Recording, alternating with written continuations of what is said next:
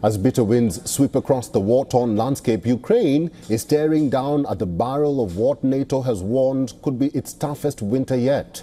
With Russian forces advancing, allies hesitating, and infrastructure crumbling, the nation is on a desperate plea frenzy. Here's a report.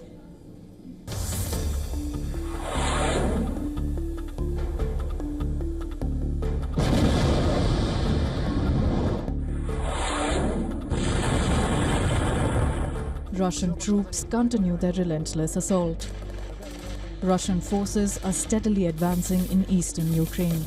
After capturing key city of Volodar in Ukraine's east, Russian troops are piling more pressure on Ukrainians. Russians are using firepower to a deadly effect. Russian planes are firing dozens of glide bombs daily. After dismantling Ukraine's frontline defenses, Moscow's forces are unleashing massive artillery fire on key positions.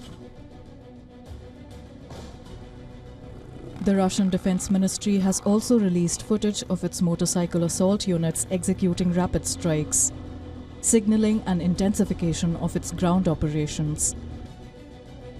Ukraine is staring at bigger problems. Ukraine is outgunned and outnumbered on the battlefield. There are enormous challenges beyond the battlefield as well. Repeated Russian strikes have considerably weakened its infrastructure. As temperatures drop, NATO warns that Ukraine is on the brink of its most harrowing winter yet. NATO must and will do more to help Ukraine. Russia continues to carry out massive strikes against Ukraine's critical energy infrastructure. Ukraine could be facing its toughest winter since the full-scale invasion began. In a stark setback, an anticipated defense summit in Germany has been postponed due to President Biden's cancelled visit, leaving Ukraine's allies scrambling to regroup. President Volodymyr Zelensky is pressing for advanced missiles and the authority to strike deep into Russian territory. Kyiv claims hitting a Russian arms depot in Bryansk, reportedly stocked with North Korean munitions. With Russian forces steadily advancing and resources stretched thin, Kyiv is pleading for more support from Western allies. Bureau Report WION World is One. Peter Kuznick is Professor of History and Director of the Nuclear Studies Institute at American University from Washington, D.C. He's now joining us on the program. Professor Kuznick, thank you very much for making time for us and welcome. What do you make of NATO's worry that it is going to be a tough third winter for Ukraine? The Russians have been systematically destroying Ukraine's energy infrastructure. Some reports say 80% has been destroyed. So this is going to be a very cold, difficult winter for Ukraine. The fighting will slow down immensely on the battlefield. However, the Ukrainian people are going to suffer terribly this winter.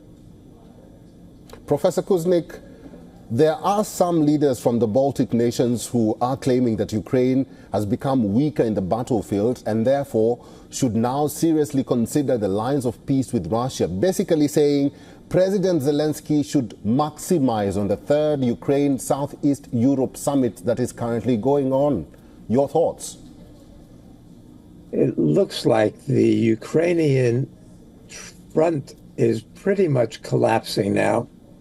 The Russians have taken the important city of Vuhledar, which means that it's going to be very difficult for the Ukrainians to supply their troops to the east in the Donbass and also to maintain their efforts in the west. Now the next big target is going to be Pokrovsk. Well, if the Russians take Pokrovsk, they've got the entirety of Donetsk. And so on the battlefield sense, this is very difficult. Zelensky had gambled with the invasion of Kursk, hoping that that would force the Russians to withdraw troops from the Donbass in order to combat the Ukrainians in Kursk. But that didn't happen, or it happened to a very small degree. And so now those troops are pretty much isolated in Kursk, and that gambit failed. He also came to the U.S. and to the world with his peace plan, but that has seemed to go nowhere also.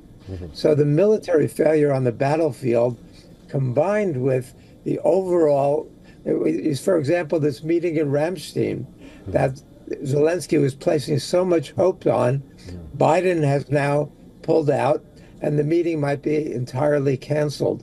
If not, they're not going to be able to produce the weapons that Zelensky was counting on. So I think the situation is growing increasingly dire. Putin has said he is willing to return to the Turkish agreement from 2022. Right. The tragedy is that if we end up there, we could have started there 2.5 years ago and saved hundreds of thousands of Ukrainian lives, Russian lives, treasure, wealth. Professor, let me ask you this. Let me ask you this as we end this conversation, and very quickly from you, because there are critics who are saying that Ukraine is slowly but steadily losing the war. What do you say? Very quickly. I think that's true. The Russians have them outmanned, outgunned, and at this point out-strategized. And the West is still maintaining its unity, but we see with Orban and Fico and others, there's a big increasing push for negotiation. This war is going to end at the negotiating table. Let's get there quicker before more people are killed, more economy destroyed, more land destroyed, more environment destroyed. Okay. This is a madness. And the threat of nuclear war still lingers if Biden gives permission to Zelensky to use those advanced missiles to strike deep inside of Russia. There is no benefit to continuing this war. All right, I've been talking to Professor Peter Kuznick, who is a professor of history and director of the Nuclear Studies Institute at American University. Thank you very much, Professor, for all your insights and for talking to us today. My pleasure. For all the latest news, download the WION app and subscribe to our YouTube channel.